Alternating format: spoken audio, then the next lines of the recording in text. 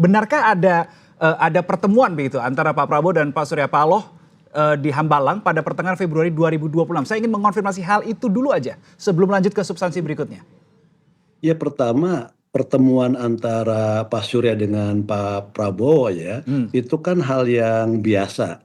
Pak Surya sebagai ketua umum partai yang hari ini posisi sebagai pendukung pemerintah di bawah Presiden Pak Prabowo. Nasdem ini adalah pendukung pemerintah, walaupun Nasdem tidak menempatkan kadernya di pemerintahan.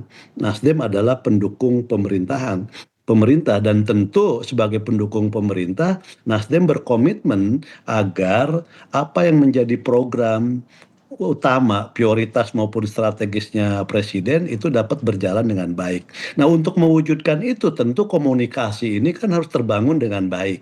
Nah, bagaimana komunikasi yang terbangun dengan baik? Ya salah satunya adalah dengan berbagai pertemuan antara ketua umum kami Pak Surya Nasdem dengan presiden yang juga ketua umum Partai Gerindra. Jadi ini hal yang wajar saja dan Oke. ini sering terjadi ya pertemuan-pertemuan antara Pak Surya dengan Pak Prabowo. Bahkan kan mereka waktu sebelum masing-masing punya partai ini kan udah bersahabat lama sekali kan gitu loh. Jadi persahabatan dan sebagainya. Jadi Ya. menurut saya itu hal yang wajar kalau misalnya terbaru misalnya ada pertemuan dan sebagainya. Jadi Oke. ini bukan hal yang luar biasa pertemuan-pertemuan antara Pak Surya dengan presiden yang juga ketua umum partai.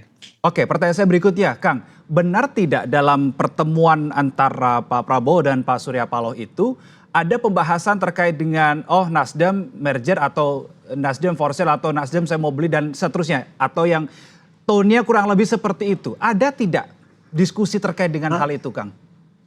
Saya katakan ya, sekali lagi tidak ada misalnya terkait misalnya Nasdem mau diakuisisi, Nasdem mau dimergerkan atau Nasdem mau dibeli.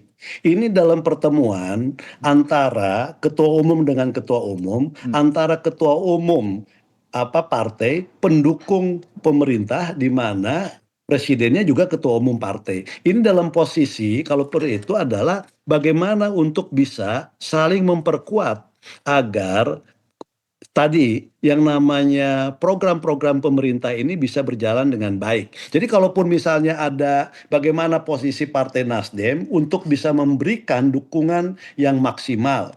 Jadi sekali lagi itu tidak ada istilahnya pembicaraan-pembicaraan ya yang misalnya tadi mengarah bagaimana misalnya seakan-akan Nasdem menyerahkan diri agar partainya tadi di merger dalam bahasa Tempo ya atau diakuisisi itu nggak ada. Ini dalam posisi sekali lagi ini dalam posisi setara dalam hal pembicaraan dan tentu konteks pembicaraannya itu tidak hanya fokus hal-hal yang seperti disampaikan karena saya juga tidak tahu persis karena beliau berdua yang kalaupun terjadi pertemuan yang bertemu jadi sekali lagi pertemuan-pertemuan yang terjadi itu adalah sebagai sebuah mitra di mana Nasdem adalah bagian dari koalisi pemerintahan Pak Prabowo. Oke, Kang, tapi salah satu klarifikasi yang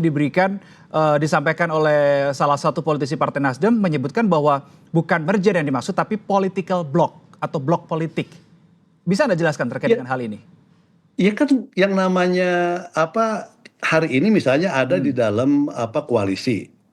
Bahwa dalam koalisi nanti ke depannya misalnya ada political block atau aliansi strategis antara Nasdem dan Gerindra itu kan bagian dari sebuah upaya bagaimana agar pemerintahan ini bisa sekali lagi berjalan optimal, berjalan maksimal dan sukses.